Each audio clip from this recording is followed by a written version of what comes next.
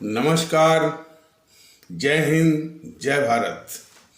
भारतीय अवाम ताकत दल अपने भारतीय भाई बहनों अर्थात अपने देश भारत की जनता अर्थात अपनी भारतीय अवाम से भारतीयता आधारित आपसी श्रद्धा, भारतीयता आधारित आपसी स्नेह, भारतीयता आधारित आपसी प्रेम, भारतीयता आधारित आपसी अखलाक मोहब्बत, भारतीयता आधारित आपसी सहयोग, भारतीयता आधारित आपसी सम्मान, भारतीयता आधारित आपसी एकता, भारतीयता आधारित आपसी भाईचारा तथा भारतीयता आधारित आपसी सद्भाव को समझने व इन्हें आत्मसात करके वैसा ही और उसी अनुसार आचरण एवं व्यवहार करने हेतु और इसके समस्त भारत में प्रचार प्रसार करने हेतु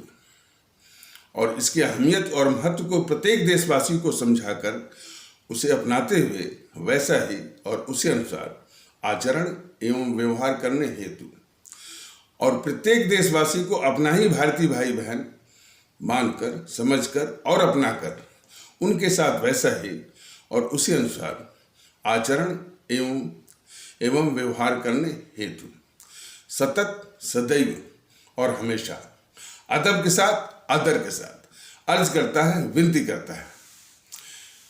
देखिए, मैं फिर से कह दे रहा हूं कि कुछ लोग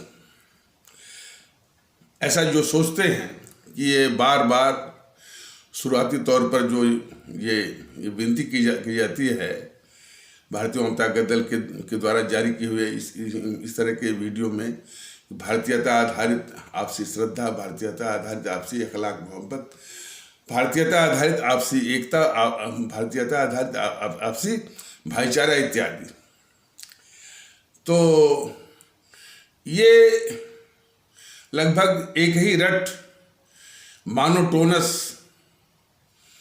और बेरस, नीरस लगता है। ये इस तरह का जो इस तरह की सोच जो है, सोचना या मान लीजिए उसको आरोप के रूप में भी लगाना निहायत गलत है। गलत इसलिए है दो तीन दृष्टिकोणों से।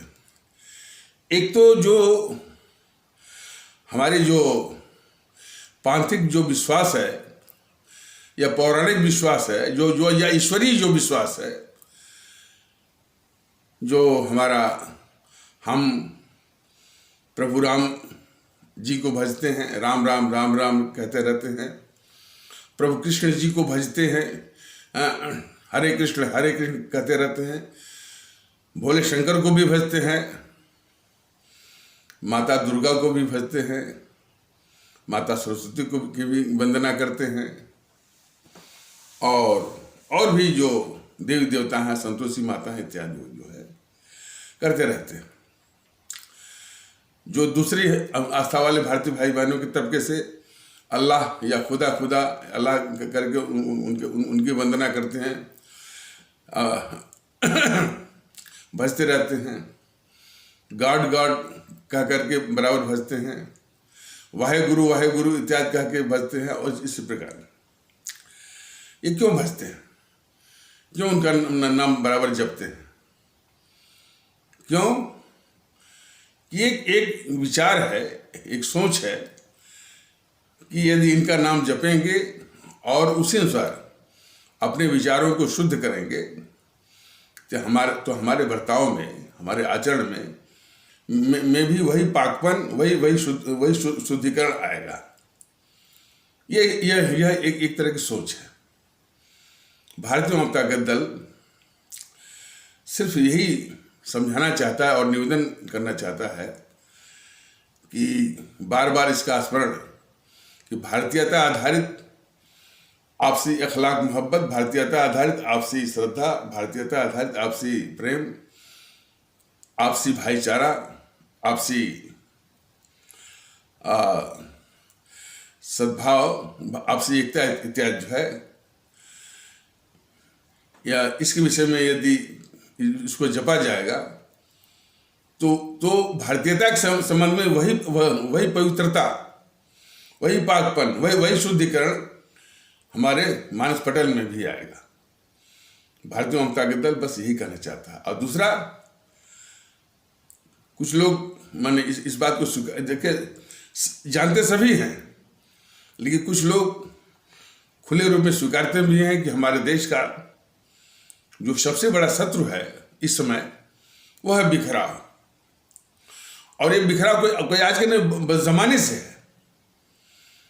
जब से जातिवादी व्यवस्था दी गई, वर्ण व्यवस्था दी गई और उसके घिनौने रूप सामने आए, मानवीय मूल्यों को तार तार करते हुए समाज का भी नुकसान हुआ, हमारे भारतीय भाई बहनों के साथ अन्याय हुआ।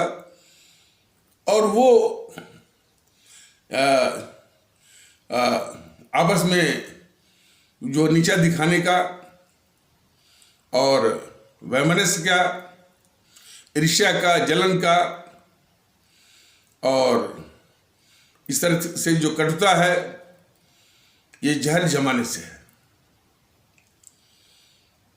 और उसमें जो इस आग में जो घी डालने का काम किया है हमारे कट्टरवादी तत्वों ने, विभिन्न पांथिक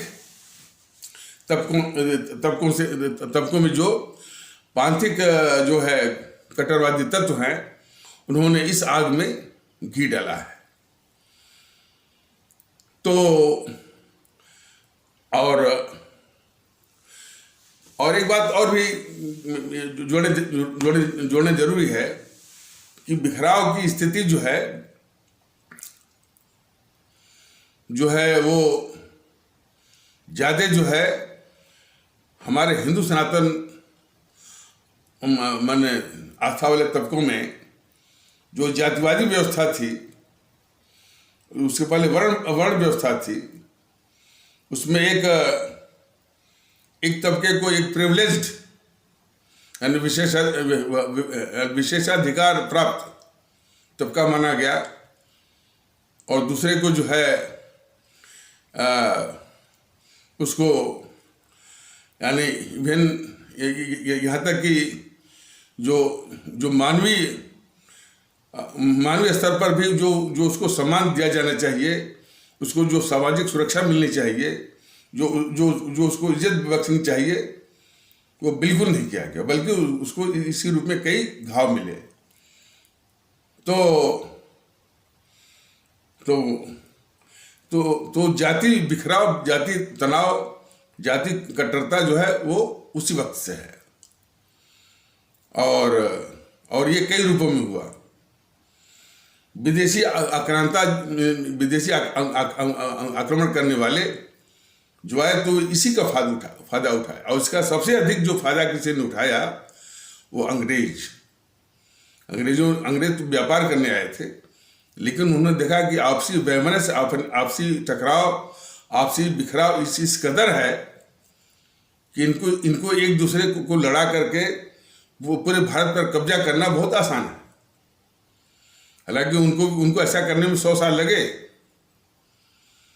लेकिन वो इंग्लैंड जिसका कि क्षेत्रफल उत्तर प्रदेश और बिहार को जोड़ दिया जाए तो उससे भी कम है, 7 समुद्र पार से आकर के यहाँ पर सिर्फ हमारे आपस में जो बिखराव, जो तनाव, जो भेदभाव, जो नफरत और अब वो जातीय रूप से आगे बढ़ करके अलग अलग तबकों के जो अलग अलग रियासत के जो मालिक थे उनमें भी तो इस कदर था कि वो विदेशी ताकतों को अपना मित्र मानने लगे और आपस में दुश्मनी के चलते। यही चीज आज भी है भारत। अच्छा, और वो कुछ अंग्रेज आए तो कुछ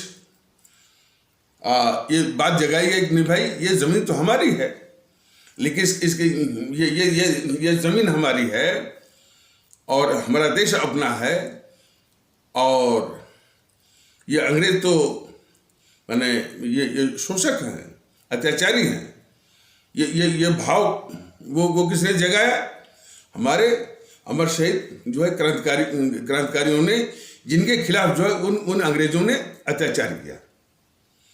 तो पहली बार जो है एक भारतीयता के आधार पर एक सोच विकसित हुई कि जितने इस देश के लोग हैं सभी लोग भारतीय हैं, और ये अंग्रेज जो है जो बाहर से आए हैं ये हमारा शोषण कर रहे हैं। इस तरह की बात फैलाने वाले जो है उनके खिलाफ ये अंग्रेज जो है अत्याचार किए, काफ़ी यातनाएं दिए, और उन हमारे भारतीय भाई बहनों ने अपनी शहादत दी, कुर्बानी दी, और उनकी शहादत कुर्बानी से डर करके तब जाकर के वो भागे। लेकिन वो एक काल था, कुछ भावना जगी, लेकिन इन्हीं में से फिर ऐसी ताकतें उभरी जो कि आज़ादी की लड़ाई का यानी चेहरा बना करके, उसका मुखौटापन करके, फिर उन्हीं अंग्रेजों के साथ ही सब वो उन्हीं के साथ चिपके रहे, उनसे सारी सुविधाएं लेते रहे, दामादों की तरह उनकी सेवा होती रही, और साथ में वो इस बात का भी दम भरते रहे कि वो आज़ादी की लड़ाई लड़ रहे हैं, जबकि वस्तुतः जो है हमेशा वो अंग्रेजी सरकार के प्रति वफादार भी रहे, उसके मुखबिर भी रहे, उसके दलाल भी रहे, उसके चमचे भी रहे। वो संगठन था आपका ये कांग्रेस नाम का, और जो वाकई में जो लड़ाई लड़ रहे थे, जो यातनाएं झेल रहे थे, जेल की यातनाएं, कठिन यातनाएं झेल रहे थे, अपने प्राण दे रहे थे, उनको ये अंग्रेज भी और ये कांग्रेस वाले भी, और वो अपने एक बौद्धिक वर्ग तैयार किया, एक मीडिया तैयार किया, उसके द्वारा हमेशा इनको पृष्ठभूमि में वो रखाते रहे। तो ये दुर्दशा रही हमारे देश की।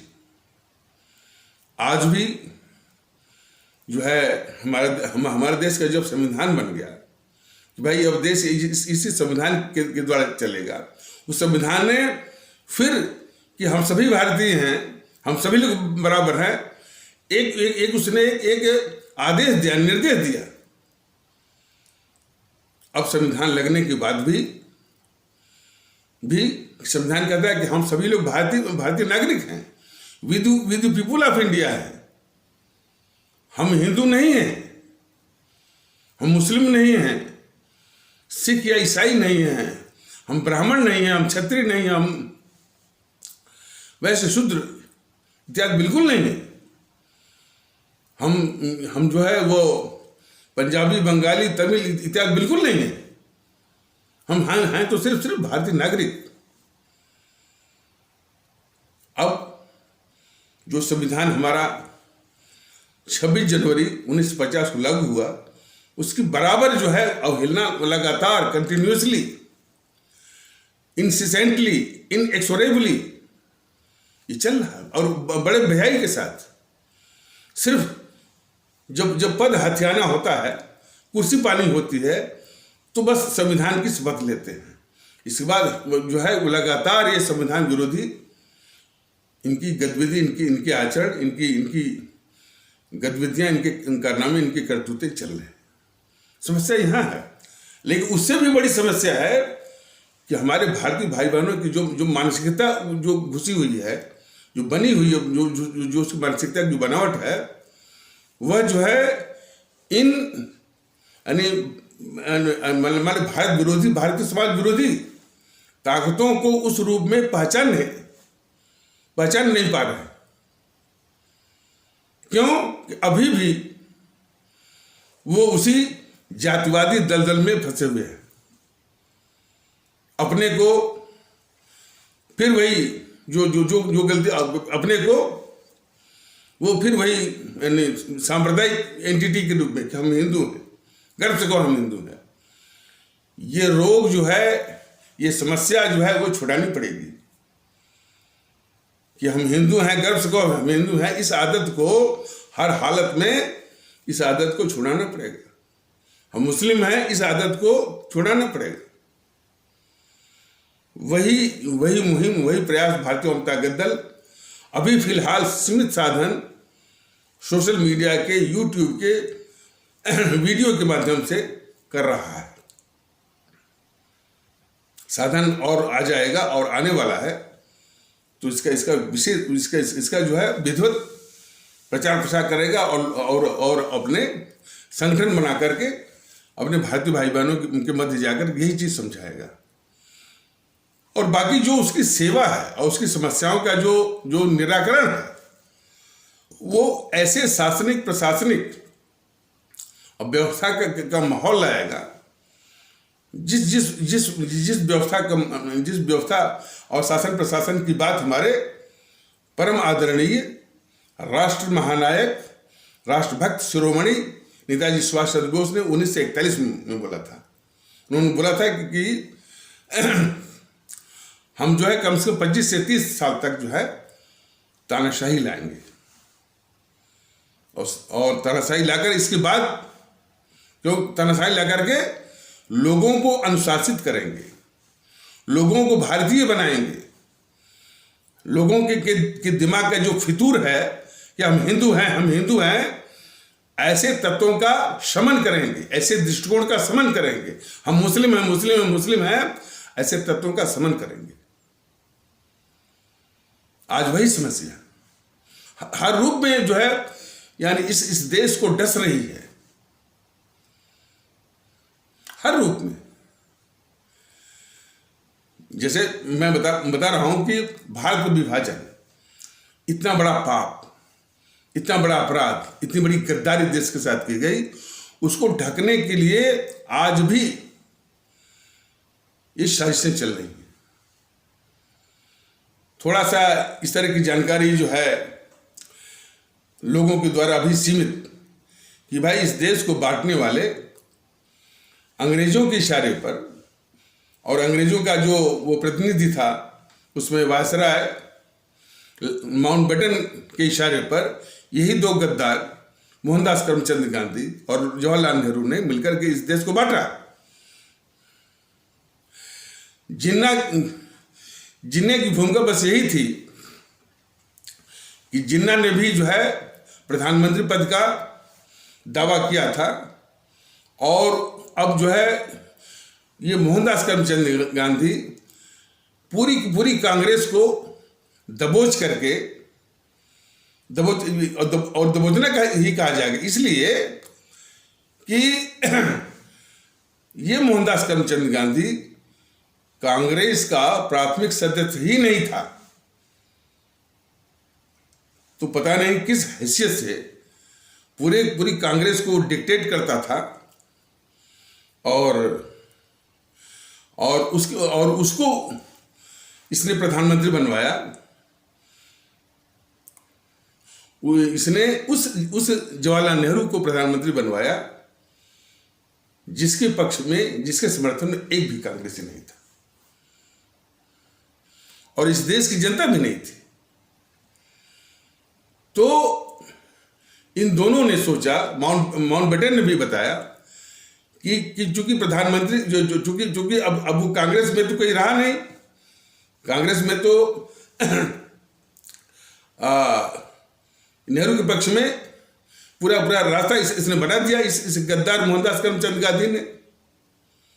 गद्दार इसलिए कहा जाएगा कि ये जो प्रधानमंत्री बनवाया, जिसके पक्ष में, जिसके समर्थन में एक भी कांग्रेसी नहीं था, प्रधानमंत्री बनने के बाद इस देश के साथ क्या क्या गद्दारियां किया है, अब वो तथ्य सामने आ रहे हैं, बात नहीं है। जवाहरलाल नेहरू ने क्या क्या गद्दारियां की, एक तो 1962 के पहले इस गद्दार जवाहरलाल नेहरू ने 1959 में ही चीनी प्रधानमंत्री चाओ एन लाओ को बुला करके एक भारत के खिलाफ विश्वासघाती माहौल बनवाया। हिंदी चीनी भाई भाई, हमारे आदरणीय भारतीय भाई बहन जरा इसको गौर से जरा समझें कि हिंदी चीनी भाई का भारत के खिलाफ एक विश्वासघाती माहौल में ये गद्दार जवाहरलाल नेहरू चीनी सेना को नेफा नॉर्थ ईस्टर्न फ्रंटियर एजेंसी, जो कि आज की तारीख में अरुणाचल प्रदेश है, उसमें चीनी सेना को घुसवाया गद्दार जवाहरलाल नेहरू। ये तथ्य है। मैंने इसी तरह के तमाम तथ्य हैं। तो जीएनपीसी तो छिपाएगी ही, हर मौका ढूंढेगी कि उसके पाप को ढका जाए। और आज भी ये जितना भी ये माहौल खड़ा करते हैं, अधीर रंजन चौधरी जो बोलता है, राहुल गांधी जो बोलता है, असदुद्दीन ओवैसी भी मिलाता है कि चीन घुसा, चीन घुसा। वो चीन घुसने का कि उनकी चिंता नहीं है। इस तरह के माहौल में, इस तरह के हवा खड़ा करने में नेहरू ने जो गद्दारी किया है इस देश के साथ, उस गद्दारी को धुलने का एक मौके के रूप में देखते हैं।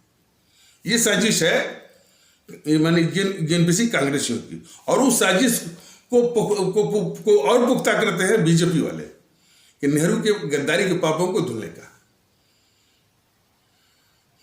तो 1959 में ही जो है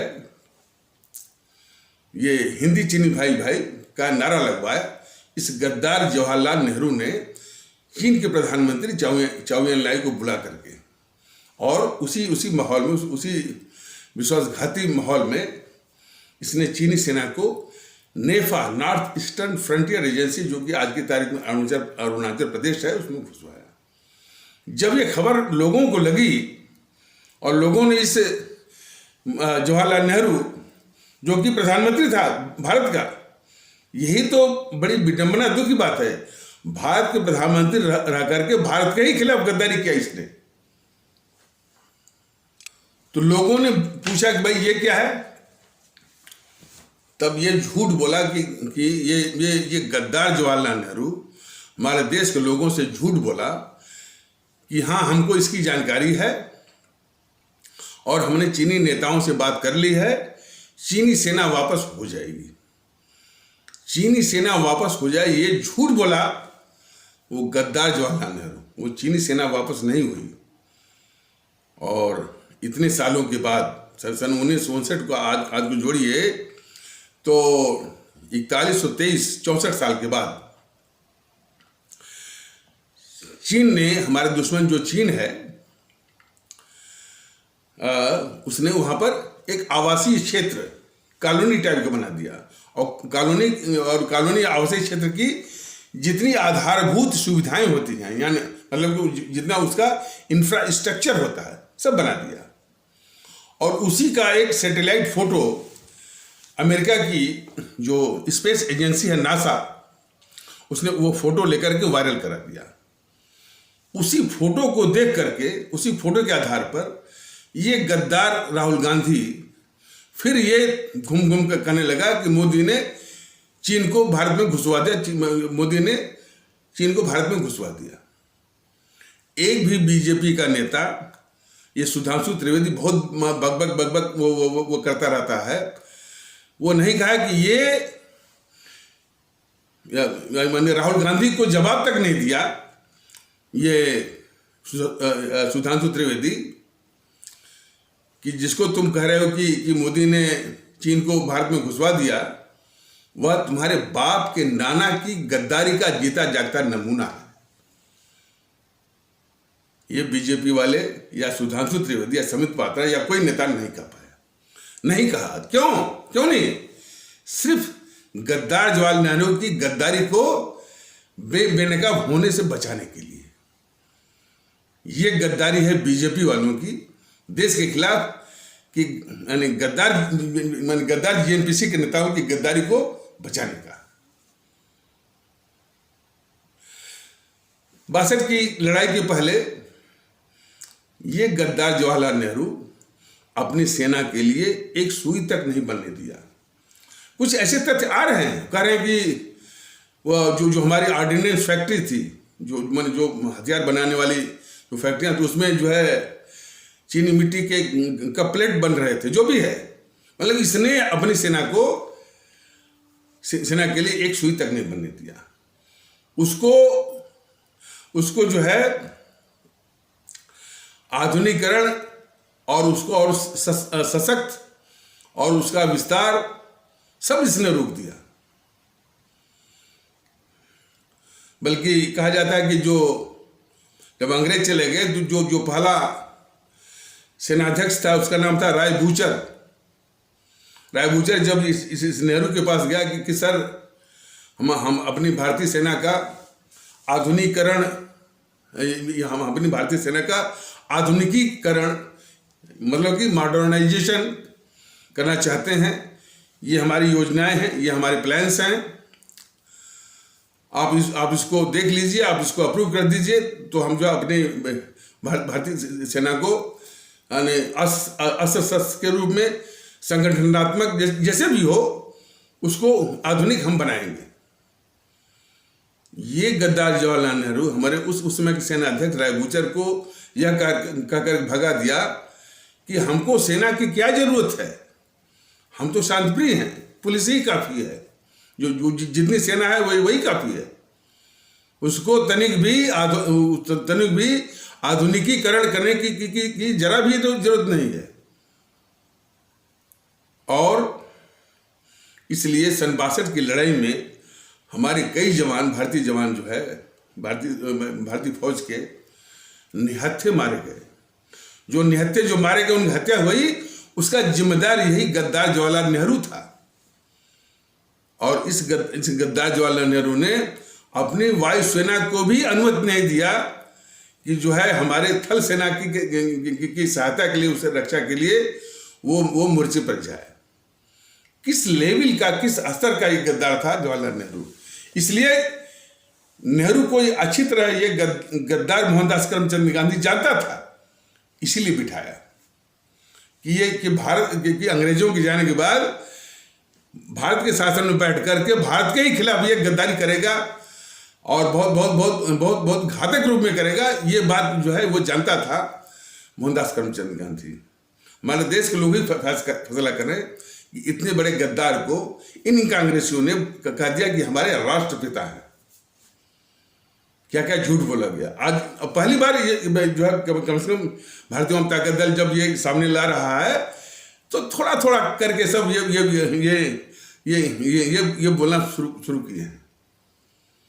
और जो कट्टरवादी तत्व हैं हमारे हिंदू सनातन आस्था वाले तबके के, अब नेहरू को गद्दार तो नहीं कहते हैं, उनकी व्यक्तिगत जो है व्यक्तिगत चरित्रहीनता वाली बात पर उसका जो है एडमिनो जो माउंटबेटन की बीबी थी उसके साथ अनैतिक संबंधों की कहानी,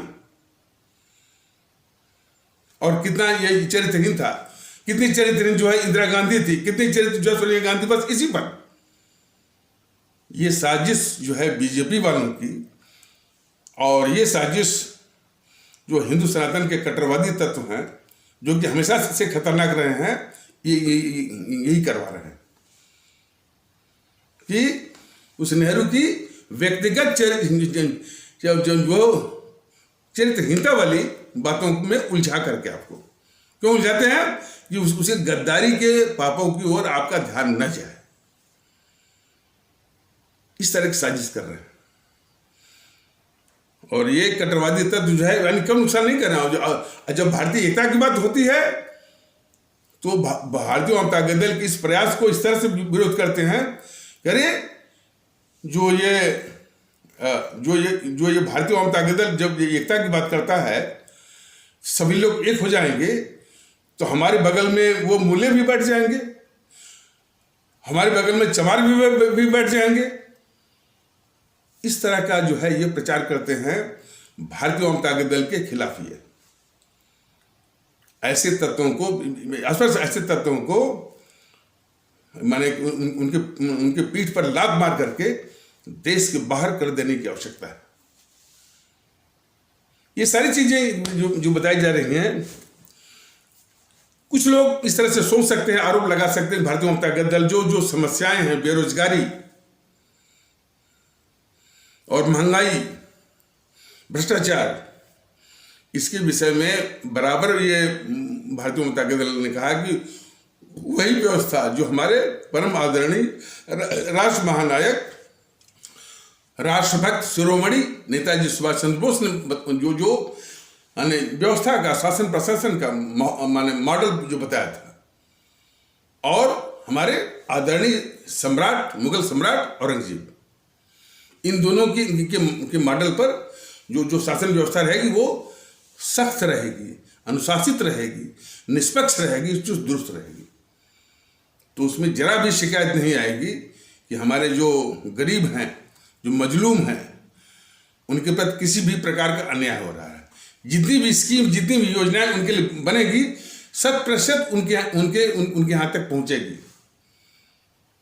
ये गद्दार राजीव गांधी बोला था ना कि हम 100 रुपया भेजते हैं तो 90 रुपया खा जाता है सिस्टम। इसकी नौबत ही नहीं आएगी, इसकी शिकायत ही नहीं आएगी। भारतीय जनता दल यह स्पष्ट कर। और भी जो समस्याएं, कई समस्याएं हैं, जो किसानों के गन्ना का मूल्य है, उनके उपज का मूल्य है, जो बिचौलियों की भूमिका, आप ये इसका हम वर्णन करने लगे हैं कि हर एक में ये गद्दार जो जेएनपीसी के एजेंट आपको मिलेंगे। जितनी भी सब्जी मंडियां हैं और जितने भी ये बनाए कि अनाज की मंडी है, जो भी है, उसमें जितने भी ये आड़तिया दलाल किस्म के हैं, वो सब जो है जेएनपीसी के ही एजेंट हैं सब। ये बात जो है ये बीजेपी वालों को भी मालूम है।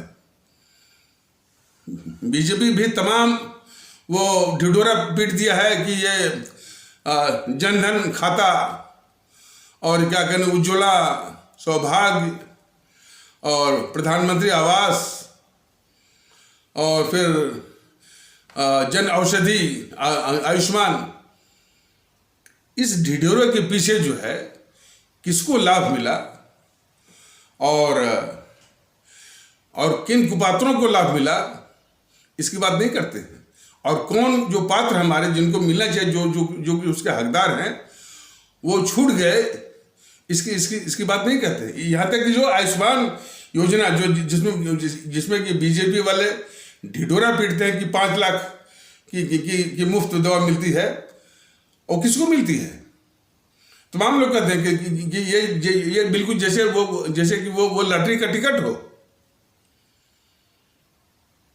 तो ये बीजेपी भी उन्हीं कांग्रेसियों की तर्ज पर हर योजना का घोषणा करके काफी उसमें जो है जो कुपात्र हैं वो उसका लाभ उठा रहे हैं, और जो पात्र लोग जो है वो छूट जा रहे हैं।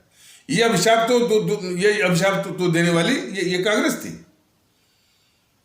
तमाम योजनाओं की घोषणा।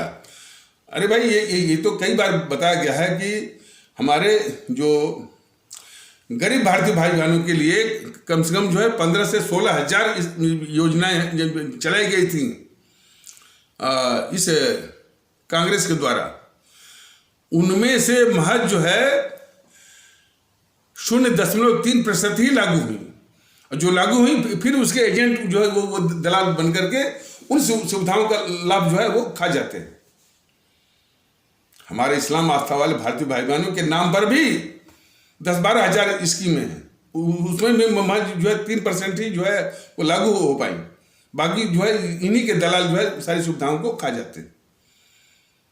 ये वास्तविकता जो है वो समझने की आवश्यकता है कि योजनाओं को, और यहाँ तक कि किसानों का जो कर्जा माफ वगैरह सारी स्कीम में, जब यूपीए की जो सरकार थी 2004 से लेकर 2014 वाली, तो किसानों के कर्जा माफी में शायद 64,000 करोड़ या 65,000 करोड़ की बात कही कि भाई कि इतना जो है धन दिया गया किसानों के कर्जा को माफ करने के लिए।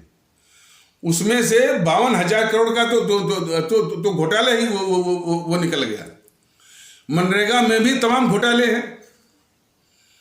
तो हर स्कीम में इनका घोटाला है, इनके दलाली है। और जो हमारे जिन भारतीय भाई बहनों के लिए बने वो योजना का ढिढोरा पीटा जाता है इन कांग्रेसी बीजेपी के द्वारा, जो है वो उनको मिलता नहीं है।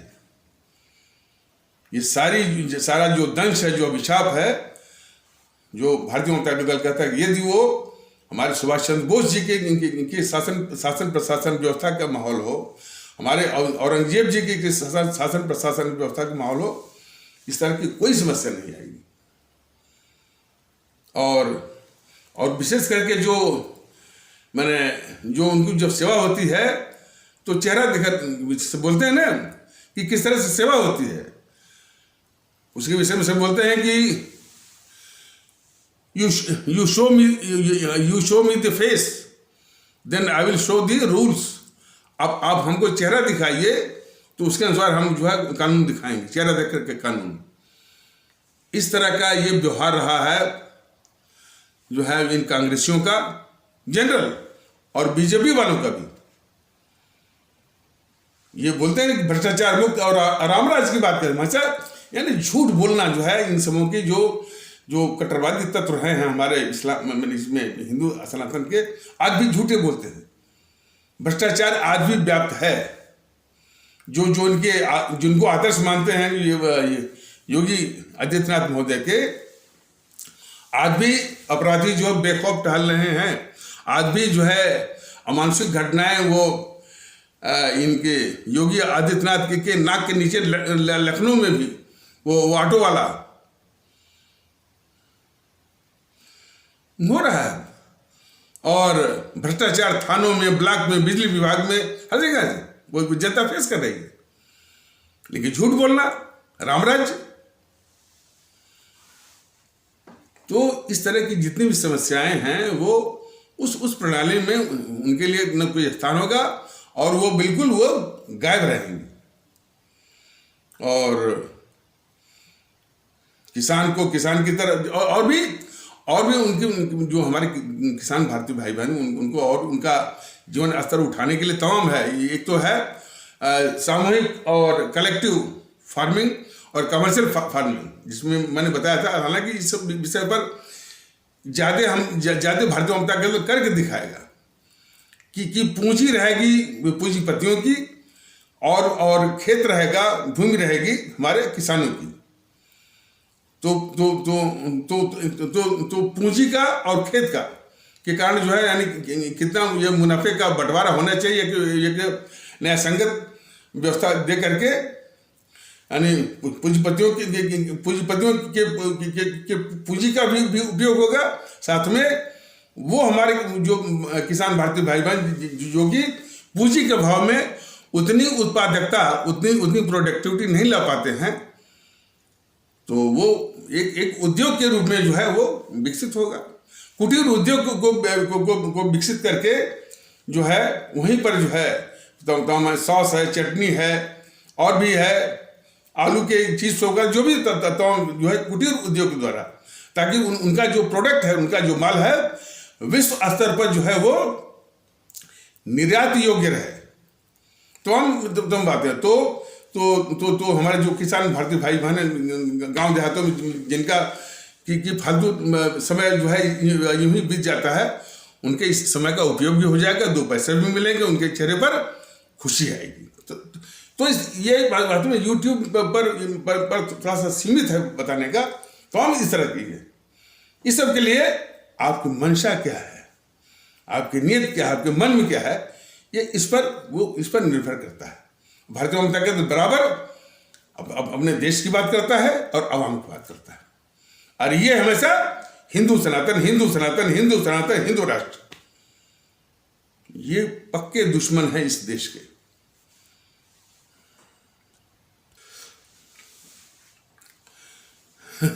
भारतीय आवाम ताकत दल तो बराबर कह रहा है कि यदि इस देश में एक देशभक्त सरकार हो तो जो चैनल वाले वही हिंदू मुस्लिम की है ना, उन चैनल वाले को, पूरे स्टाफ को, पूरे चैनल वालों को उसको फ्रीज करके, उसको सीज करके, कि इस तरह की आदतें उनकी छूट जाए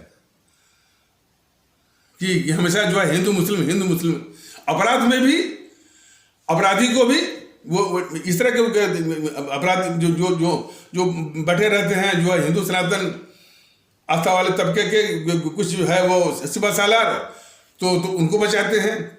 या जो अपराधी जो है वो हिंदू सनातन आस्था वाले भारतीय भाई बहनों के तबके का है। उसी प्रकार जो है यदि वो अपराधी जो है इस्लाम आस्था वाले भारतीय भाई बहनों के तबके का है तो जितने सिपा सालार जो है उस तबके के हैं वो उसको बचाते हैं।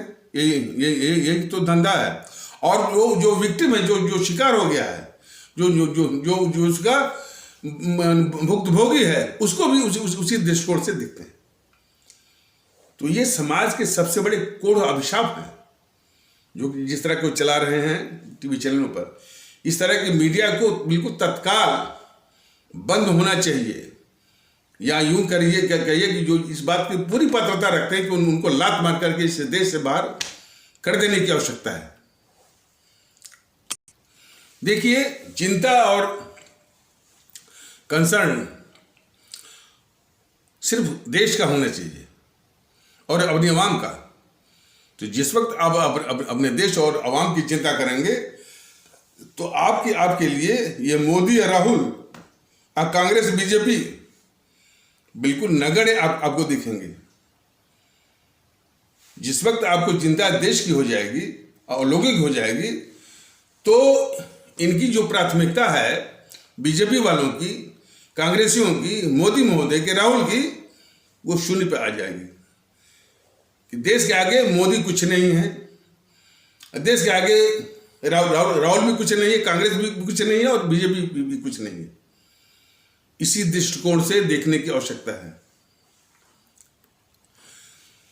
तो इस संदर्भ में जब यह स्पष्ट हो गया कि कांग्रेस और उसके नेता मैंने कितनी गद्दारी करते हैं, कितनी गद्दारी किया हुआ है और आज भी राहुल गांधी गद्दारी कर रहा है। भारतीय जनता दल ने ये बीजेपी वालों से और इन मोदी सरकार से भी कहा था कि जितना आप जोर लगाते हैं मुगलों को आक्रांता के रूप में कहने में, हमारे इस्लाम आस्था वाले भारतीय भाई बहनों को नीचा दिखाने में, आप शुरुआत करिए कम से कम राहुल को, सोनिया को और प्रियंका का psycho test, polygraph test, narco test,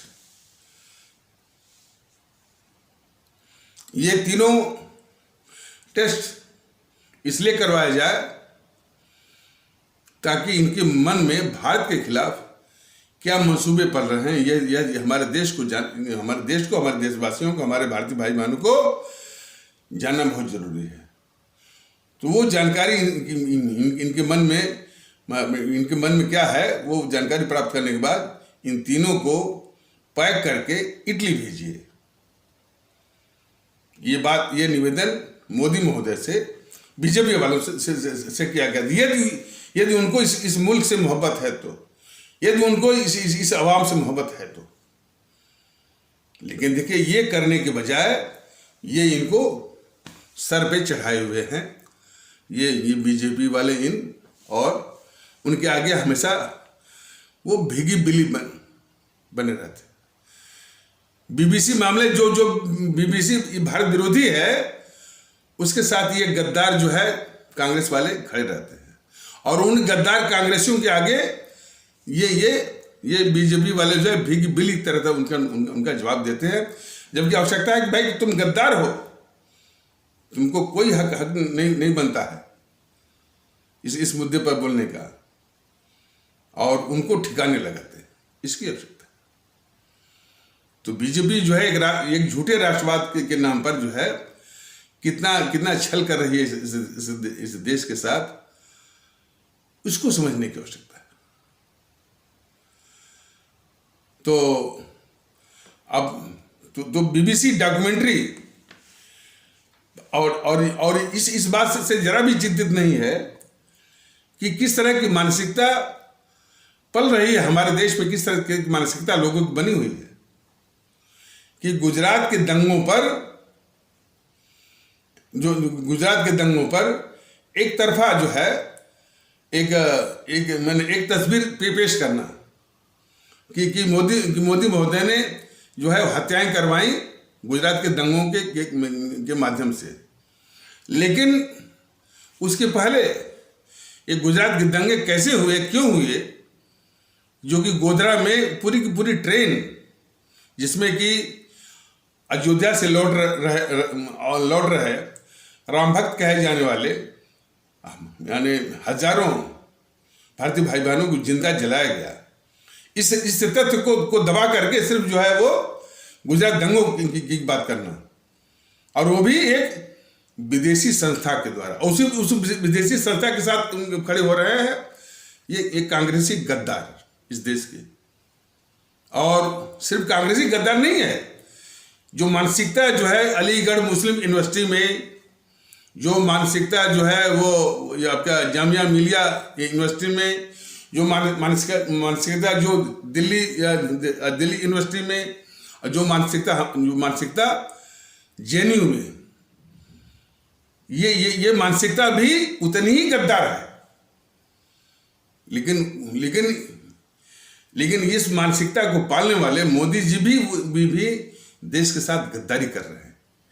यानी इन मानसिकता को पालने वाले देश विरोधी गद्दार तत्वों को का निपटारा करने के बजाय जो पाल रहे हैं, तो ये मोदी जी की इस देश के खिलाफ गद्दारी ही है, वो भी राष्ट्रवाद के नाम पर। ये समझने की आवश्यकता है। और जो ये 9 साल का इनका शासन रहा है, जरा हमारे सभी भारतीय भाई बहन, ये कितनी उम्मीद थी कि भाई कि कम से कम इन कांग्रेसियों के भ्रष्टाचार से मुक्ति दिलाएंगे, इनके किए गए भ्रष्टाचार को देश के सामने बेनकाब करेंगे। बीजेपी ने यूपीए के शासन में जितने भी घोटाले हुए थे, 2G, CWG, 2G spectrum, CWG Commonwealth games या राष्ट्रमंडल खेल घोटाला, इसरो घोटाला और पनडुब्बी घोटाला, अगस्टा वेस्टलैंड हेलीकॉप्टर घोटाला, आदर्श सोसाइटी घोटाला, कोयला घोटाला, जिसकी कि मैंने लगाया गया था, जिसमें कि 25 से 30 लाख करोड़ जिसमें कि 35 से 40 लाख करोड़ की लूट है इन्हीं कांग्रेसियों के द्वारा, कांग्रेस विशेष करके सोनिया और राहुल के द्वारा। और जिस पर कि ये बीजेपी जो कि उसमें विपक्ष में थी, महीनों इसने संसद बंद कराया। आज वही बीजेपी की सरकार आज 9 साल से है। सारे घोटाले को बीजेपी निगल गई, उस पर बोलने को तैयार नहीं है। हमारे भारतीय भाई बहन खुद फैसला कर रहे हैं इस बीजेपी से बढ़ करके इस देश का गद्दार कौन होगा। और लोगों का ध्यान भटकाने के लिए मुश्किल से कहीं 400 करोड़ का, कभी 100 करोड़ का, कुछ लाख करोड़ का, और सोनिया राहुल के बस जो है महज 2000 करोड़ का वो जो है नेशनल हेराल्ड वाला, और वो भी इनके द्वारा किया हुआ केस नहीं है। वो तो जो सुब्रमण्यम स्वामी ने जो केस किया है उसी के चलते जो है इन पर मुकदमा चला, और ये जो है जमानत पे, उसका तमगा लूटते हैं बीजेपी वाले। इन्होंने अपनी ओर से कुछ भी नहीं किया। तो देश के डकैतों को, देश के गद्दारों को पालने वाला क्या वो राष्ट्रवादी है? ये यथार्थ हमारे सभी भारतीय भाई बहनों को समझना पड़ेगा कि कितने ये छली है ये सब बीजेपी वाले और मोदी महोदय। सत्ता में वापसी के लिए ये जीएनपीसी वाले विदेशी ताकतों से मिलकर कैसे कैसे इस देश को अस्थिर करना चाहते हैं, ये मोदी महोदय को मालूम है। तो मोदी महोदय इनका निपटारा करने के बजाय संसद में जवाब देते हैं। ये देखिए इनकी मानसिकता मोदी महोदय की। इन ताकतों का निपटारा करने के बजाय, मान लीजिए एक क्षण के लिए कि भाई जनता अभी पूरी समझदार नहीं हो पाई है, वो जागृति भी कैसे आएगी भाई, जब आप इनको ढंग से बेनकाब करें कि भाई ये देश के गद्दार हैं, तब नहीं जनता समझेगी। आपका सुधांशु त्रिवेदी जो है, जब ये बोलेगा कि गांधी ने इस नेहरू को बनवाया, उस नेहरू को शायद 2 सितंबर 1946 में प्रधानमंत्री बनवाया, जिसके समर्थन में ये भी कांग्रेसी नहीं था। लेकिन नेहरू ने क्या क्या गद्दारियां की, इसको जो सुधांशु त्रिवेदी जैसे लोग उसको ढक देते हैं। और उसी के चलते जो जिस मोहनदास करमचंद गांधी ने इतने इतने बड़े गद्दार माने जवाहरलाल नेहरू को प्रधानमंत्री बनवाया, तो वो खुद ही गद्दार है। ये मोहनदास करमचंद गांधी, तो आप उसको गद्दार भी नहीं कहेंगे। और उसको जो यानी इन कांग्रेसियों ने पूरे देश के द्वारा जो है उसको पुजवाया कि ये राष्ट्रपिता है, इनको राष्ट्रपिता मानो, दे दी हमें आज़ादी बिना खड़ बिना ढाल। आप भी वही वो रटम मार रहे हो कि ये राष्ट्रपिता है। और सभी लोग जाकर के जब ये शपथ लेते तब जो हे राम वाला जो उनका समाज पर जाकर के फूलमाला वो चढ़ाई जाती है। इसी गद्दार जो है मोहनदास करमचंद गांधी, और उसी के समक्ष हमारे परम आदरणीय और राष्ट्र महानायक राष्ट्रभक्त शिरोमणि नेताजी सुभाष चंद्र बोस की मृत्यु की जांच तक नहीं होने दिया। 60-65 साल तक जो है इन कांग्रेसियों ने, अब बीजेपी भी 9 साल उसको हो गया। तो ये बीजेपी वाले भी उन्हीं कांग्रेसियों की तरह देश के गद्दार हैं, जो कि हमारे सुभाष चंद्र बोस की मृत्यु की जांच जो है वो नहीं होने दे रहे हैं। और जो इस देश का जो गद्दार है, जो मोहनदास करमचंद गांधी को उसकी उसी तरह से पूजा कर रहे हैं और देश से पूजा करवा रहे हैं जैसे कि ये कांग्रेसी करवा रहे थे। समझिए ना, ये नोटों पर जो है वो इसी गद्दार मोहनदास करमचंद गांधी की फोटो यही लगवा था अटल बिहारी वाजपेयी। इन सब की करतूत तो जरा समझिए। वो निशिकांत दुबे इनका बीजेपी का एक एमपी है, और भी ये वो रविशंकर प्रसाद वो कह रहे थे कि इन्होंने कैसे कैसे जो है कोतरुचि को भगाया, कोतरुचि के अकाउंट में पैसे डलवाए, और जो उसमें से हंसराज भारद्वाज वो कानून मंत्री था, और जो है वो जो है जो अकाउंट फ्रीज था उसे कोतरुचि का, तो उसमें उस अकाउंट को खुलवा कर उसमें पैसे डलवाए। तो जब ये सब तुम बात सब जानते हो तो कार्रवाई करो ना। आज भी बीजेपी के जितने नेता हैं वो इस तरह से बात करते हैं कि लगता है कि वो विपक्ष में है, किसी और से कर रहे हैं। तुम्हारी सरकार है, सरकार है, जनता ने तुमको वोट दिया है, तुम्हारी सरकार बनी है, इन पर कार्रवाई करने के लिए, फिर भाषण करने के लिए नहीं। और तुमने क्या कार्रवाई की है?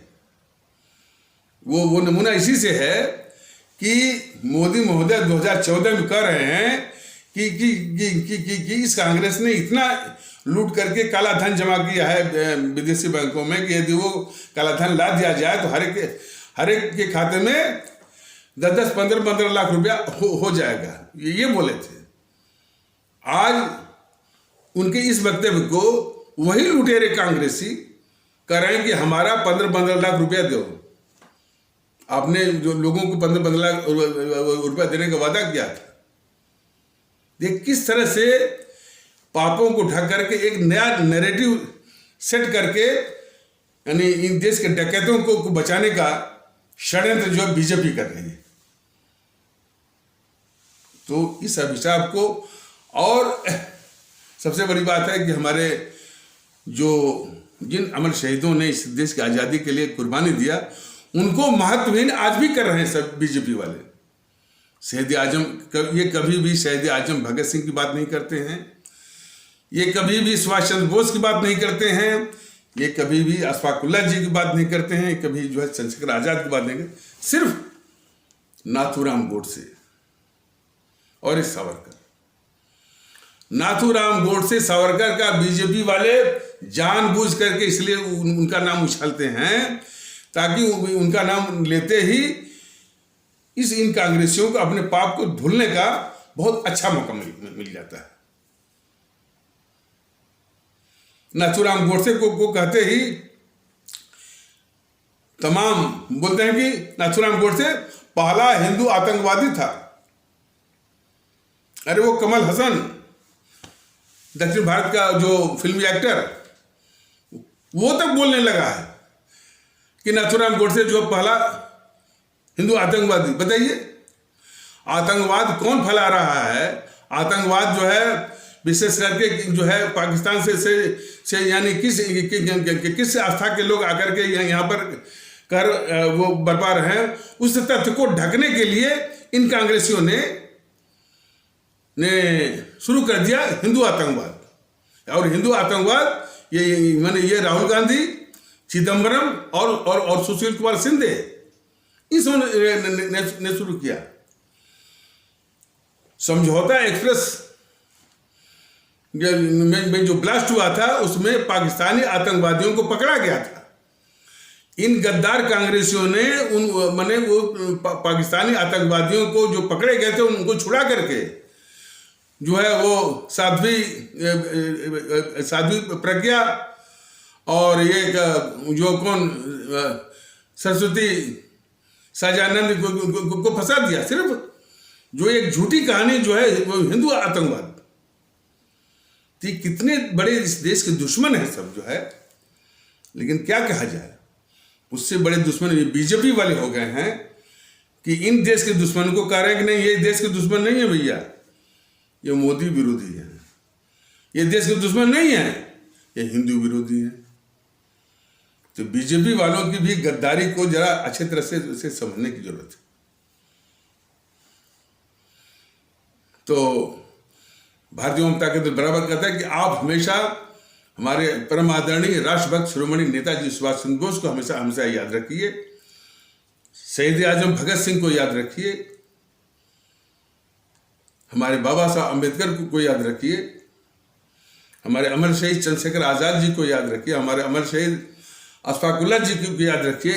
इसी तरह के जितने भी हमारे राष्ट्रभक्त और क्रांतिकारी और अमर शहीद रहे उनको याद रखिए और इनको गद्दार समझना शुरू करिए। मोहनदास करमचंद गांधी, जवाहरलाल नेहरू और इनके जो सिपहसालार हैं बीजेपी वालों को भी ये इन्हीं को पाल रहे हैं। ये हालत है। सिर्फ दिखावा के रूप में मोदी जी ने सरदार पटेल की मूर्ति बनवा दिया। उनको जरा भी लाज नहीं आई कि उनकी मूर्ति बनाने के पहले कम से कम सुभाष चंद्र बोस की तो मूर्ति बनवाते। ये जो इंडिया गेट है क्या है, इंडिया गेट में यानी उन्हीं भारतीय सैनिकों का नाम उस पर खुदा है जो कि अंग्रेजों की तरफ से लड़े थे प्रथम विश्व युद्ध में। आजादी की लड़ाई में नहीं वो लड़े थे, अंग्रेजों के लिए लड़े थे, अंग्रेजों की तरफ से लड़े थे। वो हमारे सर पर जो है वो इंडिया गेट के रूप में है और वही कलंक है जो कि अंग्रेजों के लिए जो लड़े थे। बताइए जो भारतीय जो है जैसे आप इसको कल्पना करिए, जो भारतीय अंग्रेजों की सेना में भर्ती होकर के, अंग्रेजों की पुलिस में भर्ती होकर के हमारे देश पर जो है वो अत्याचार किया हो, हमारे जो है वो भारतीय भाई बहनों को सताया हो, जो है उसको आप देशभक्त आप मानेंगे? तो वही हाल है। तो वो भारतीय जो अंग्रेजों के लिए, अंग्रेजों की तरफ से प्रथम विश्व युद्ध में शहीद हो गए थे, उनका नाम खुदवाया है अंग्रेजों ने और उसी को आगे बढ़ाया है इन गद्दार कांग्रेसियों ने और उसी को आगे बढ़ा रही है ये गद्दार किस्म की बीजेपी। राष्ट्रभक्त का तकाजा है बीजेपी वालों कि उस इंडिया गेट को ढा करके, बुलडोज करके एक जो है आजाद हिंद फौज का स्मारक बनाया जाए।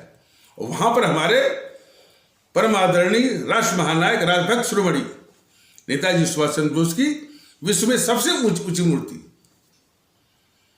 और जो सेंट्रल विस्टा जो बना है ना, जो सेंट्रल विस्टा में जो नया संसद भवन बना है उसमें भी उसके केंद्रीय कक्ष में भी सबसे ऊंची मूर्ति और उसमें जितने भी हमारे अमर शहीद हैं, भगत सिंह हैं, अशफाकुल्लाह हैं, चंद्रशेखर आजाद हैं, बाबा साहब हैं, इनकी फोटो होनी चाहिए। गद्दार मोहनदास करमचंद गांधी, गद्दार जवाहरलाल नेहरू, गद्दार इंदिरा गांधी की फोटो बिल्कुल नहीं। भारतीय नोटों पर इसे गद्दार मोहनदास करमचंद गांधी की फोटो हटा करके सिर्फ हमारे परम आदरणीय राष्ट्र महानायक राष्ट्रभक्त शिरोमणि नेताजी सुभाष चंद्र बोस की फोटो, वंदे मातरम को जिसको इस गद्दार जवाहरलाल नेहरू ने अपमानित किया, राष्ट्रगान का सम्मान नहीं दिया, वंदे मातरम को ही राष्ट्रगान। तो हम ऐसे काम है। आजादी का दिवस 15 अगस्त को खारिज करके चुका, आजादी 15 अगस्त तो बहुत बड़े अभिशाप का दिवस है, खारिज करके 21 अक्टूबर को आजादी का दिवस, तमाम इसे तब जाकर के देशभक्ति का माहौल आएगा। वरना तो ये सब गद्दारी कांग्रेस वाले की है, और उन्हीं के पद चिन्हों पर चल करके बीजेपी वाले भी वही गद्दारी कर रहे हैं देश के साथ। तो हम ऐसी बात है, बहुत कुछ बताना है, बहुत कुछ जगाना है, लेकिन भारतीयता के माहौल को याद रखिए, उसके महत्व को याद रखिए, और इन सारे काले अंग्रेजों को ईवीएम मशीन पर नष्ट में नाबूद करना है, इसको भी ठानिए। तो इन्हीं आवश्यक शब्दों के साथ इस आवश्यक परिचर्चा को यहीं पर विराम दिया जाता है। तब तक के लिए नमस्कार, जय हिंद, जय भारत।